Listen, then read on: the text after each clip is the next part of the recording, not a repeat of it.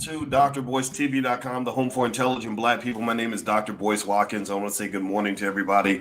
Good morning, good morning, good morning. Today is my last day in Hawaii, so I'm a little bit sad because let me tell you, the weather is beautiful. The people are beautiful. I had a really great time with my family out here, and we are headed back soon. And so anyway, I wanted to start off with the, first of all, wishing you a happy Easter Sunday. If you're watching this live, it is Easter. If you're watching the recording, that's okay too, or listening to the recording.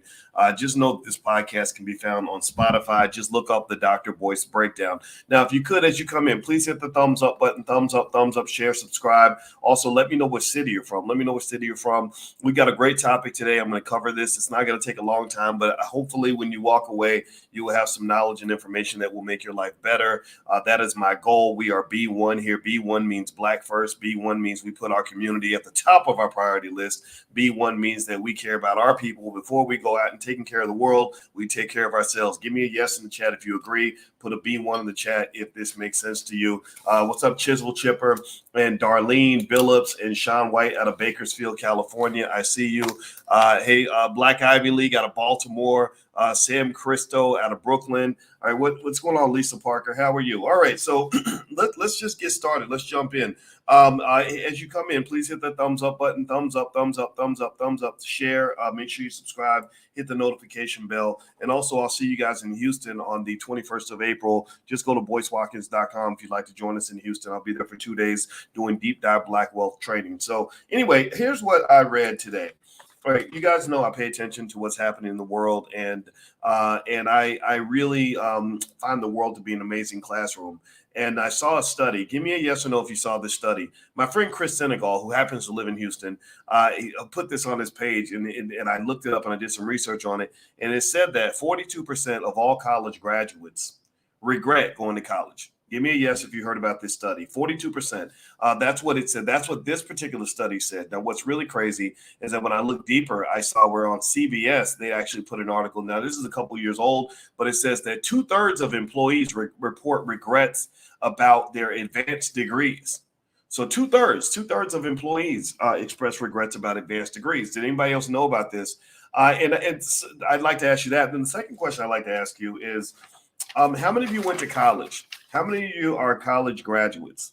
Give me a yes in the chat if you are a college graduate, if you went to school and got your degree, did what you're supposed to do, did your 4 years, spent all your money, all this other stuff. Give me a yes in the chat. All the college graduates in the building, please shout yourselves out if you haven't done this yet. Shout yourselves out.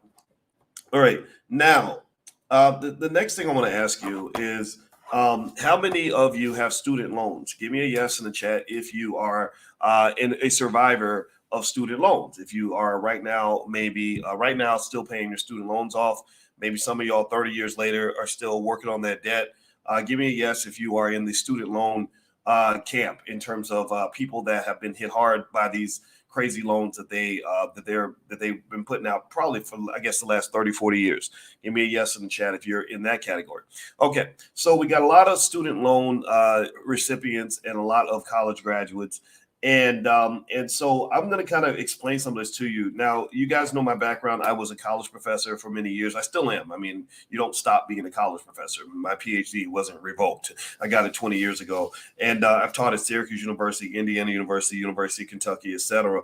Now, let me tell you what's changed about college since I started school. When I was in college, which was a long time ago, it was not impossible for you to get a couple jobs and pay your tuition. My first semester at the University of Kentucky, I'm not making this up, I didn't even think I was supposed to go to college. I was a terrible student in high school. Don't know how I ended up there.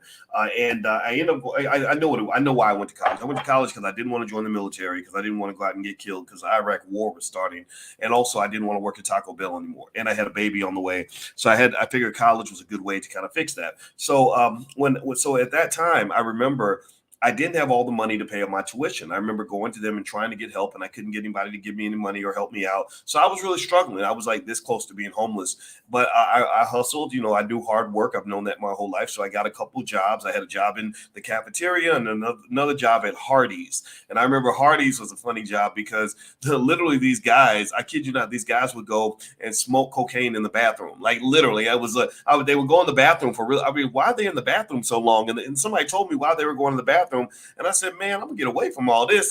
That was when I just thank God I had common sense and I didn't let somebody say, hey, come on in here and try this.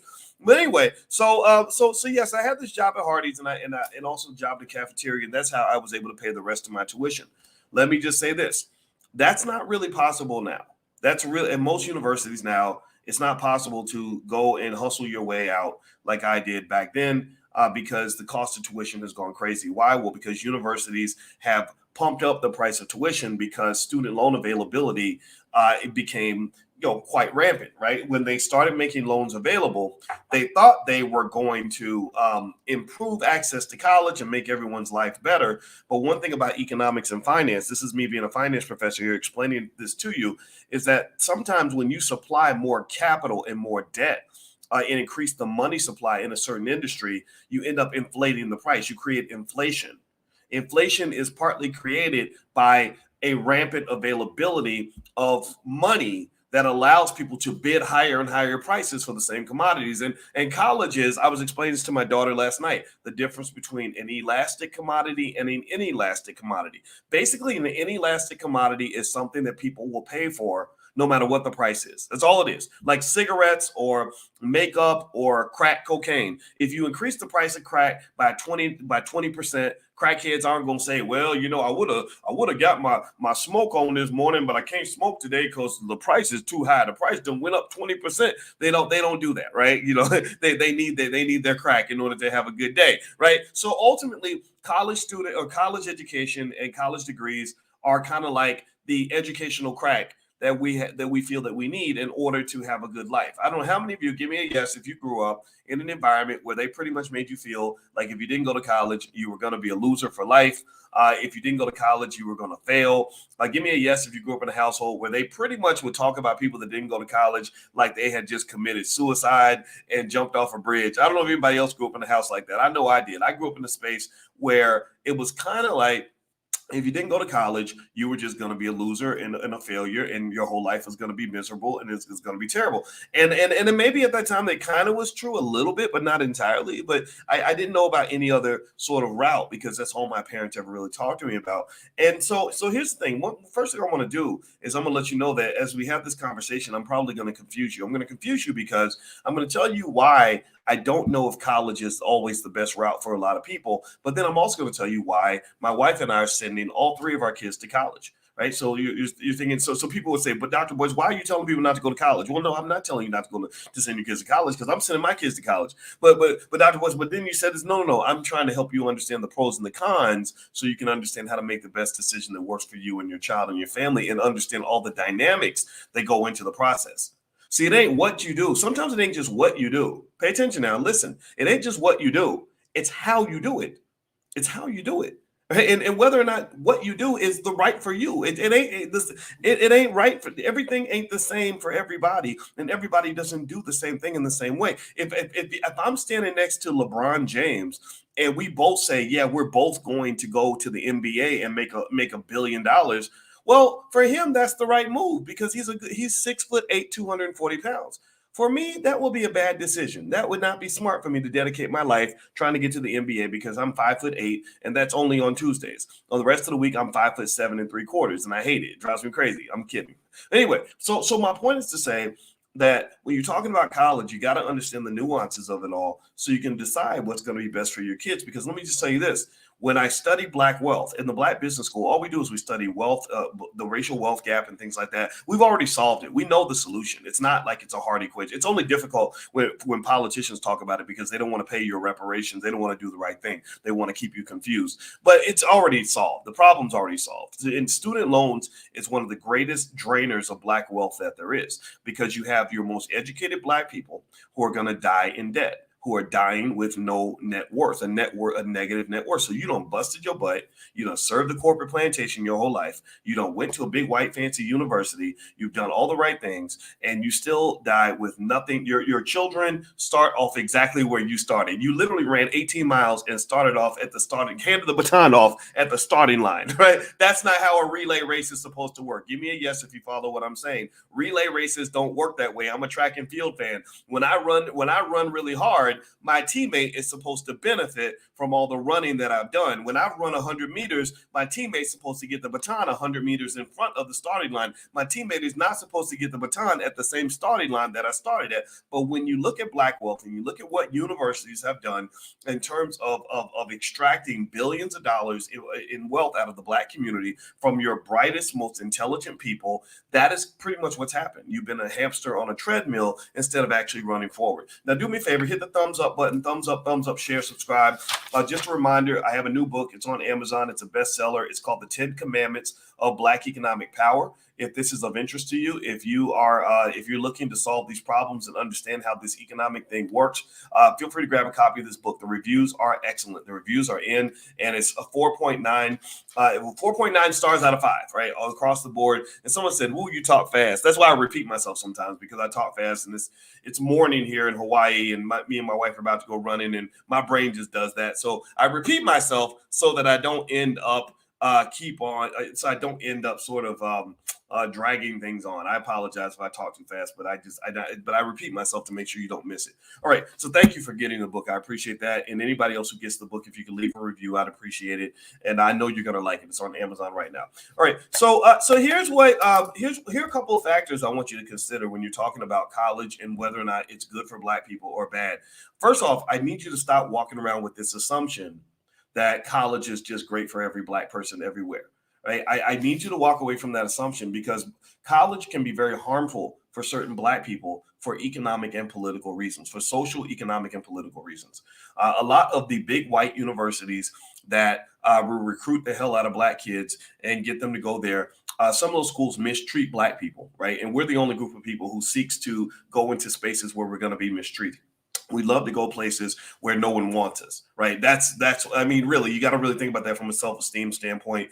I remember seeing the students at USC right after Dr. Dre gave all that money. The students at USC were protesting because they were being treated badly by the campus police. When I was at University of Kentucky, I remember us having protests because of the way the Black students were being treated, death threats, and all that stuff that I was getting when I was writing in the campus paper, right? These are things that really shouldn't happen to you, especially when you're paying your money. I mean, process this for a minute, Black people. You're literally out here paying your hard-earned money you ain't even got yet, literally leveraging your whole future, like going $100,000 in debt to go into institutions that barely want you. You're going into institutions that don't even hire Black professors. And this goes back to what I was saying before about the commodification of Black people, how you are a commodity for capitalism. You're not a beneficiary all the time unless you change the game, unless you flip the script. You're not a beneficiary, you're a commodity. So the universities love to have you because they make money from you. But while they want you on the bus, they don't want you driving the bus. And they certainly don't want you owning the bus. Do you understand what I'm saying? They don't want you driving the bus. They don't want you owning the bus, but they want you on the bus because they get paid per passenger.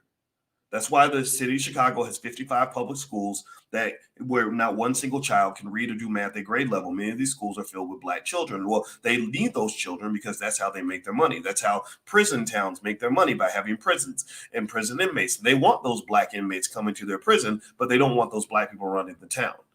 Do you follow what I'm saying? Give me a yes if you know what I'm talking about here. So universities are the same way.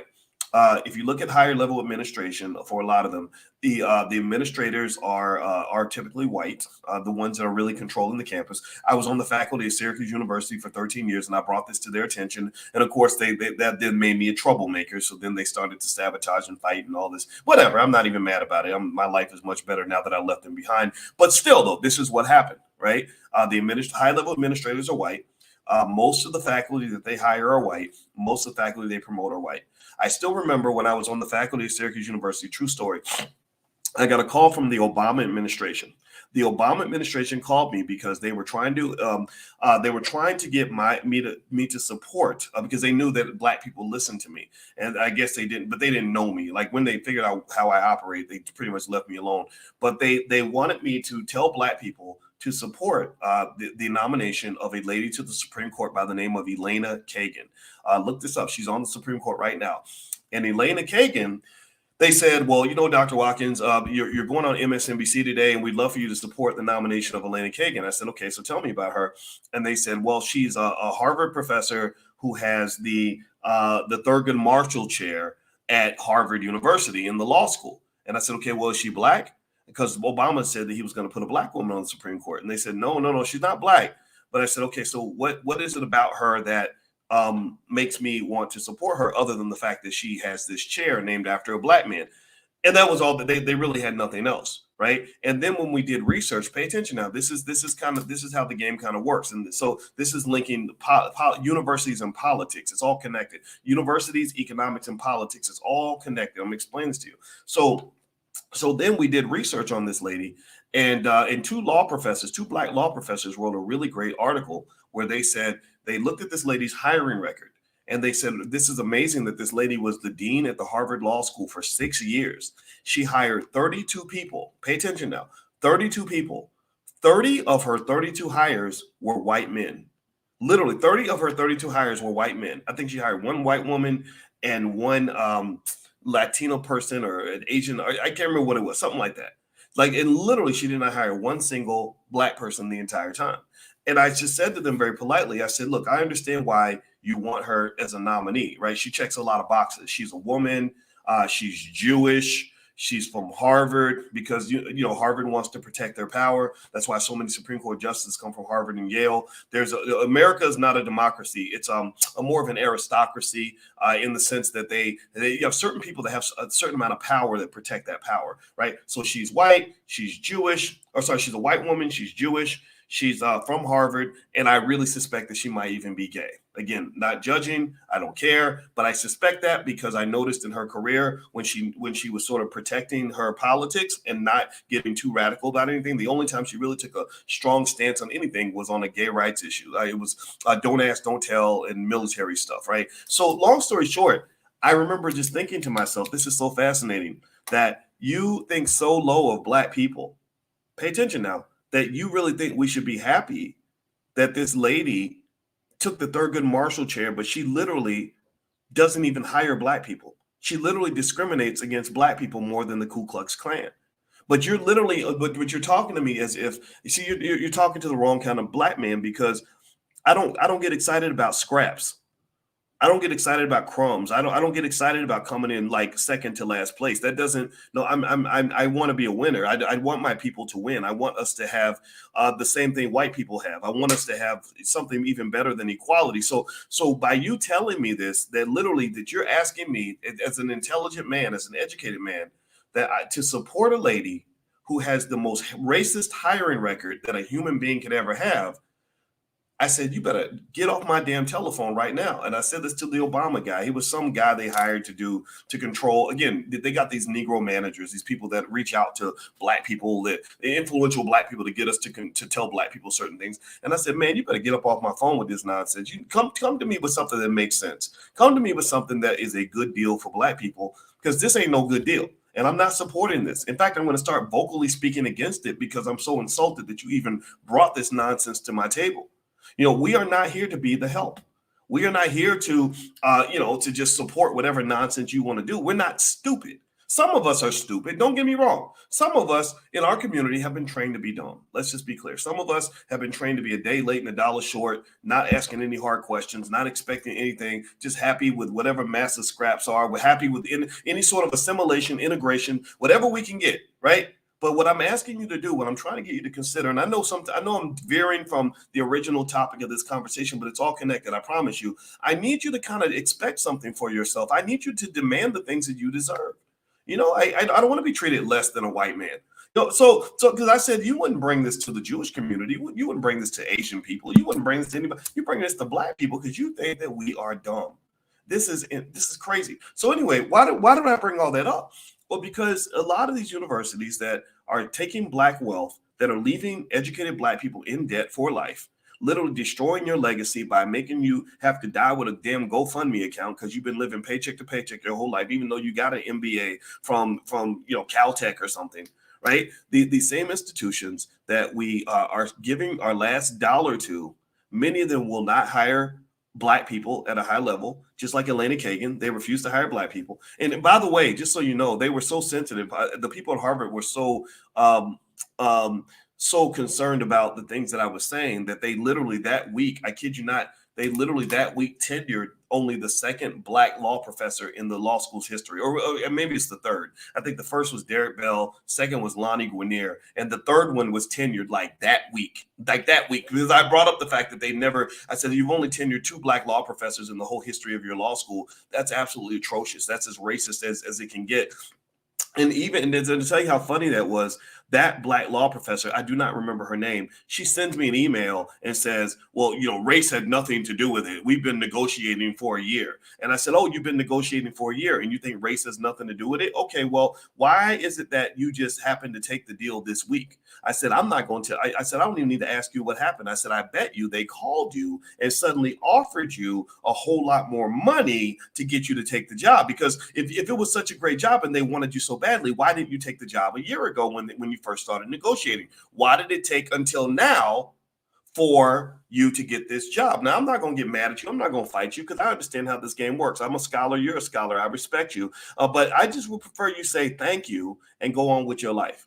You're welcome, ma'am. You're welcome. We got you. Just Black people got you this job. Us loud and outspoken Black people sitting outside the walls of that ivory tower, because I don't want to be in the ivory tower. I haven't wanted to be there for a long time. We're the ones who create opportunities for those of you that are able to fit on the inside of these systems and institutions. So you're welcome.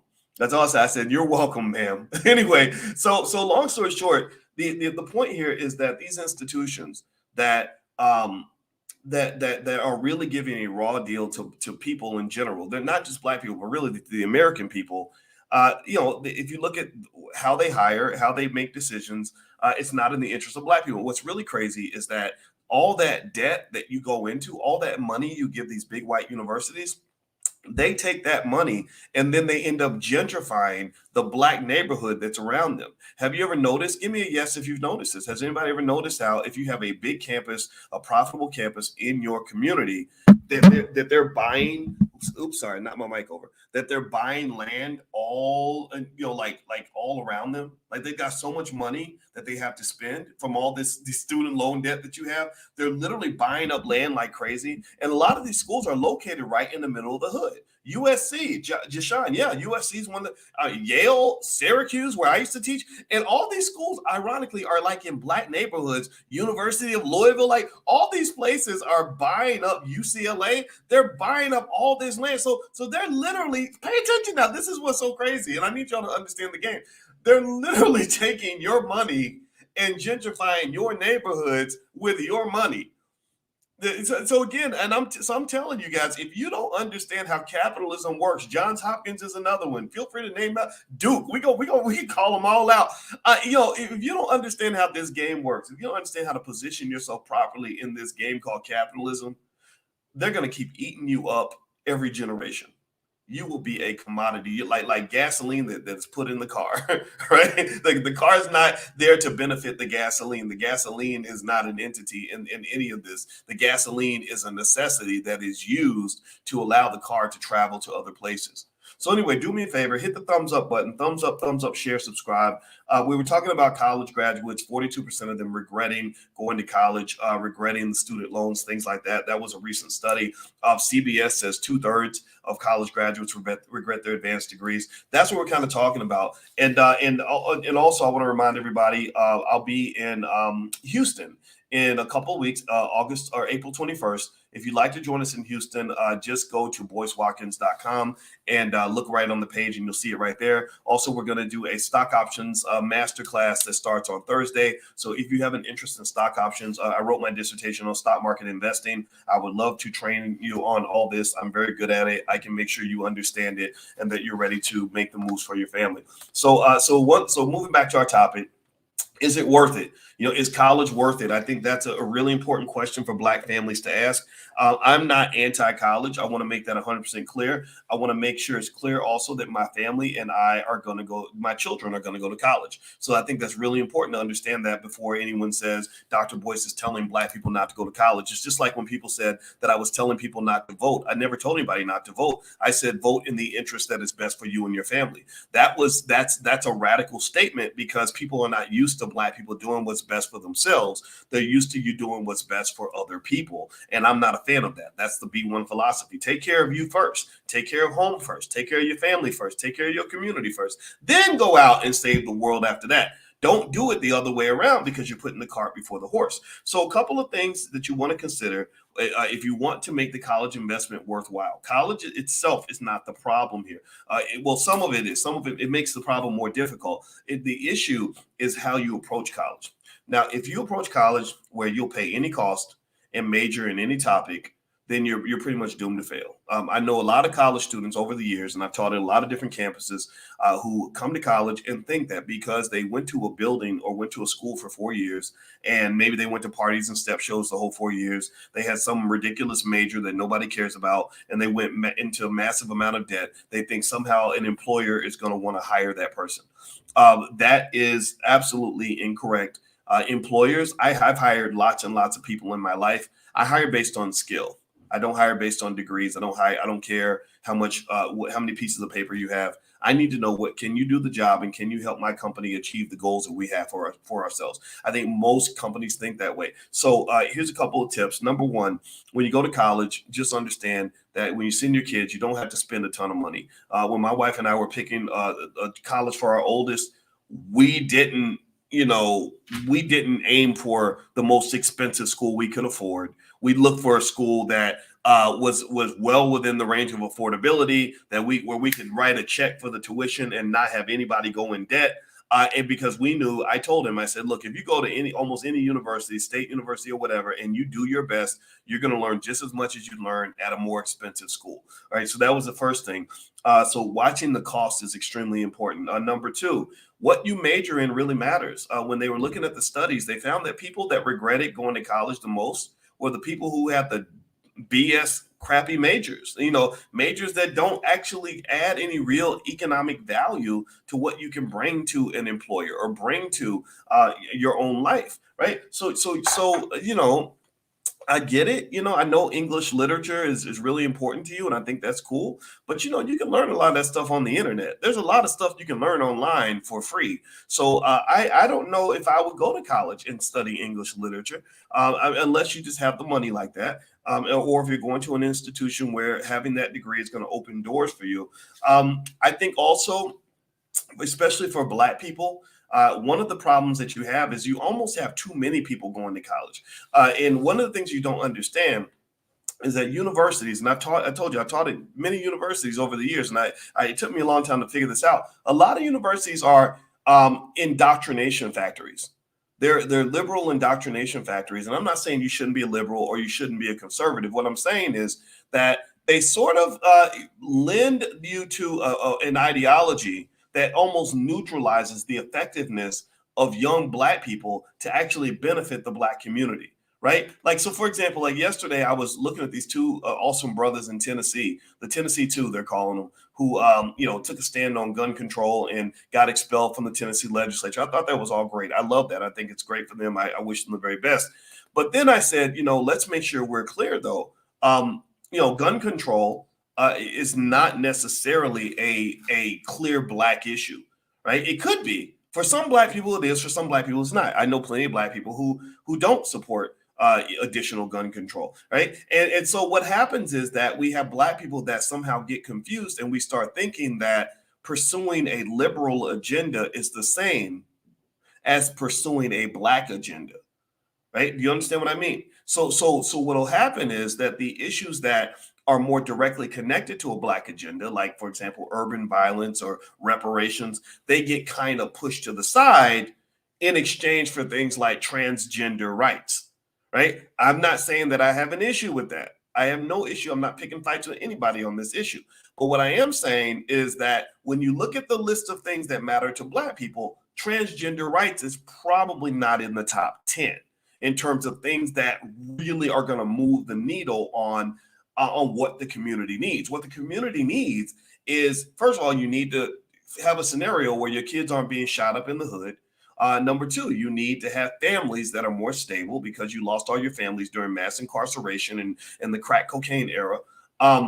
You need economic strength. You need institutions. Your institutions were destroyed. You own more businesses 100 years ago than you do now. You own more land 100 years ago than you do now. You exchanged all of your land and property and businesses for corporate jobs and student loans. So to some extent, universities end up mass producing highly ineffective Black people with lots of letters behind their name who don't have the first clue on what it takes to really build a community. Don't even know how to start a business, don't even know how to fill out the form for an LLC, aren't even thinking that way. They're just thinking, which white corporation, which white business owner can I serve? I need a white business owner to economically adopt me, like you're an orphan child, and so that I can have some way to be able to pay my rent. Right? And my student loans. So then you're on the corporate plantation treadmill. You're working every day, working your butt off on the corporate plantation so you can pay rent and pay student loans. Every ounce of energy that you're putting out is not going toward building your community, is going toward maintaining the very system that grabbed you, sucked you in, and indoctrinated you from the time you were a little baby. So as much as I can attest that a college education is a wonderful thing in a certain context, I can also attest to the fact that there is typically some sort of agenda designed to manage and control Black people to make sure that you are an appropriate resource to fulfill somebody else's agenda, whether it's the Democratic or Republican parties, or it's the corporate plantation, or it's the federal, some institution in the government, or if it's your landlord who you're paying rent to, or if it's the university who needs you to be so deep in debt that you're going to spend your whole entire life paying them back for a degree that was about 100% more costly than it should have been in the first place. Actually, make that 500% more costly. Like literally. I mean, so process this. I need you to really spend time asking yourself, how much energy am I able to spend working on behalf of me and mine versus the energy I'm spending working on behalf of other people's agendas and other people's stuff. So I'm not, I'm gonna tell you, I think college is good, but I don't like the politics of a lot of the universities, to be honest with you. I still remember when I got invited to speak, some Black students at the University of California, Long Beach, invited me to come speak, and Louis Farrakhan was also invited to come speak there. So I saw Minister Farrakhan there, and I love Minister Farrakhan. I will love him until I'm dead. And the minister was speaking, and the university had a big issue with Farrakhan because, of course, they had Jewish benefactors who are offended by the existence of Farrakhan. And one of the things that they did was they put the Black students up to this. They got the Black students to come to the event that Farrakhan was speaking and to disrespect him to his face. They told them to get there, and when you get there, you're going to stand up and everybody walk out in the middle of his speech. And that's exactly what they did. And I remember just thinking about this, and I said, I understand if you disagree with the minister. I get it. I understand if you don't align with every view that he has, politically or otherwise. I respect that. But the idea that you're going to just disrespect somebody who cared about you long before these white folks who run these universities ever cared about your Black ass is really problematic to me. The fact that you can't simply say, you know what, I respect you, I've got bigger fish to fry. That as a Black student, it's not so much my job to spend all my time attacking a Black man who is loved by millions of Black people. Maybe I can go find a white supremacist to fight or somebody instead. Why is it that attacking this Black man and being used as a tool to undermine what many consider to be legitimate Black leadership is just like the first thing you think about when you wake up in the morning? And I know you didn't come up with that idea on your own because you're 21 years old. You don't know nothing yet. You're still a baby. You don't get me wrong. You know a few things, but your brain is not fully developed until you're 25. This is scientifically proven. So somebody put this in your head. You got this idea that Farrakhan was public enemy number one because the Jewish benefactors of your institution pretty much told you that what he's doing is literally the worst crime against humanity, when nobody talks about the fact that your own people, little babies, are dying in your old neighborhood, and that your families are destroyed, that trillions of dollars in wealth was stolen from you, and that hundreds of thousands of your men were incarcerated by policies actually implemented by people like Joe Biden. Like, nobody will talk to you about that. They want you to think that your enemies are your friends. But they'll talk to you all day about how Farrakhan is a racist and the racism is wrong and that ain't right. He's anti-Semitic. That's the indoctrination piece. That's the part I don't like. That's the part that kind of concerns me. And that's the reason. And if you don't believe me, I need you to go look around, and I want you to ask yourself, how effective are most Black college graduates at building strong institutions in the Black community? All these Black people we got going to college, all these Black people we got getting degrees, going to big white universities, how many of them are able to write $100 million checks to really revitalize an entire community? How many of them are setting up entire developments and where people can live? How many of them are going back and creating 150,000, 100,000 jobs in their old neighborhood? How many of them are able to go back and write a check to an HBCU for enough money for them to actually secure their endowment for the future? How many of them are doing that? Not many at all. They can't do it because they're slaves. They're still trying to pay student loans and pay rent at a corporate job working for a white person. You are sharecroppers in many cases. Many of our young Black people, our best and brightest, get locked in the sharecropper trap where they can never actually have any impact on anything because they're too busy trying to survive. You're in the water like this, trying to swim. You're not swimming strong. You're not the big boat. You're literally trying to keep your head above water. That's what you're doing. And that's all by design. It's not your fault. It's not that you planned this. Right? But you're supposed to be the talented 10th. You're not the talented 10th, unfortunately. I hate saying it. The talented 10th are Black people that have gotten off the grid. The talented 10th are the Black people who have figured out, wait a minute, why am I going to work for you when I can work for myself? The talented 10th are the Black people who say, I could spend my money on Gucci, but let me go buy some land. The talented 10th are the Black people who say, let me find a Black woman and love her and have babies with her so we can build an institution called family right here and raise some children that are going to go out here and kick some ass and take some names. Right? The talented 10th, to me, are the Black people who are outside of the grid. They're not getting into Democrat. They're not going to argue with you about Democrat Republican nonsense. They're not going to get into that because they know those systems don't benefit the Black community. The talented 10th are the Black people that are in the hoods actually taking care of the kids and making sure that those kids get a good education or starting the homeschooling networks and things like that. That's your talented 10th. And what is the difference between that talented 10th and the so-called educated Negro? Well, the talented 10th, in my view, are people who have socially distanced away from the virus of indoctrination. They got a vaccine when they were babies, and the vaccine was knowledge of self. The jab they received was a jab that protected them from all the brainwashing that comes from the public school system, that comes from big white universities that are indoctrination factories, that comes from American media that'll teach a little girl how to twerk before they teach her how to read, that comes from all of these systems that are designed to make sure that you are a commodity, that your job is to be there to help and save everybody else. Does anybody remember how many Black people there were that were bragging about the fact that we saved the Democratic Party, that we saved the last election? Like that when Joe Biden got elected, there was something, I think there was a little meme going around saying, look, Black women saved you again. And I'm not saying there's anything wrong with that. I'm not making fun of who you voted for, but I'm sitting there thinking, when are you going to save yourselves?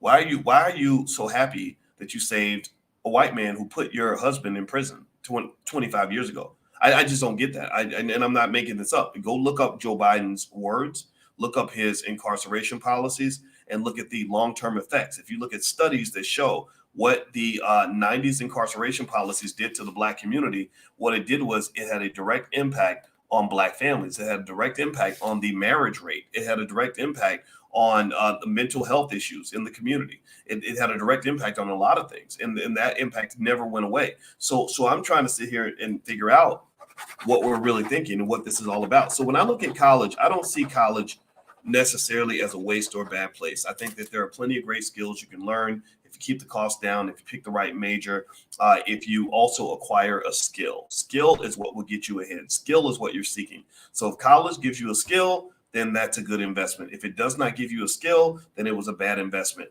But also, I would walk away from the indoctrination. And if you walk into college with a Black first mentality, then you're going to be thinking, what skills can I get from this institution that I can then bring back to my space and bring back to my people and make my people better? And can I take these skills? Can I learn, how to build a stronger family from this? Can I learn how to go acquire some property? Can I learn how to start a business so I can actually create jobs and hire other people? Can I learn some things that will allow me to educate my kids so that they understand who they are and what they need to be in this world? If you do that, then I think college can be an asset. College. Let me just tell you this. I'll tell you in my own career, I was right there in that same hamster wheel. I was working for a big white institution called Syracuse University. I was pouring into the legacy of Syracuse. I wasn't pouring into any legacy of my own. I've had years where I paid rent. I've had years where I believed certain things in media. I remember being, heavy Democrat years ago, and then I realized, kind of start thinking that, wait a minute, they're not really doing anything for me. They're not doing anything for us. We kind of get pushed to the back of the pile. And then I started rethinking almost everything. And I said, wait a minute, if I want to be more empowered, I have to find a way to create my own institution, my own business, right? So that's what I did. And then I started noticing who has power in America, who makes moves and doesn't have to apologize for them. Oh, people who own things. Elon Musk pisses off a million people a day and he doesn't apologize. Well, because he owns things. He owns assets. He owns stock. He owns companies. Right. And so if a Black person wants to be powerful, if you want to be strong, if you want to be independent, find a way to own something and control that thing. But as long as you are kind of a commodity in somebody else's institution, you never control anything. People make a profit by controlling you. So that's my 2 cents. Those are my thoughts. I know I took it further than you might have expected, but I really like to give you the whole conversation instead of giving you the surface discussion. And that's what this platform is all about. So thank you all for listening. God bless you. It was wonderful seeing you guys today. If you could, please hit the thumbs up button, thumbs up, share, subscribe. My wife has been patiently waiting for me, so I'm going to go do a run with my wife. And don't forget, I'll be in Houston on April 21st. So if you'd like to come to Houston and join us for a 2-day Black Wealth Boot Camp, we will be doing that. Just go to BoyceWatkins.com. My new book is called The 10 Commandments of Black Economic Power. It is available on Amazon right now. It is a bestseller. And last but not least, if you'd like to see some of my other books, you can actually go to drboycebooks.com. And that's where all my books are, Black American Money and all that good stuff. So feel free to go to drboycebooks.com. So take care, guys. Have a good day. Thank you for listening, and I'll see you soon. Be good. Peace.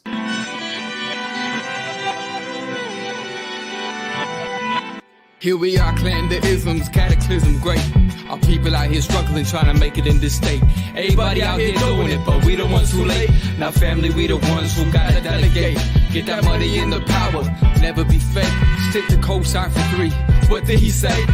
Create jobs, support our own. Educate the same and buy back your home. Got 3 degrees, triple 10. 3 PhDs, now we on the CNN. DBTV, let's talk about negligence. Ignorance is bliss, but we can turn it to intelligence. Believe none of what you hear, half of what you see. Let's break it down here on Dr. Boyce TV. Here we are.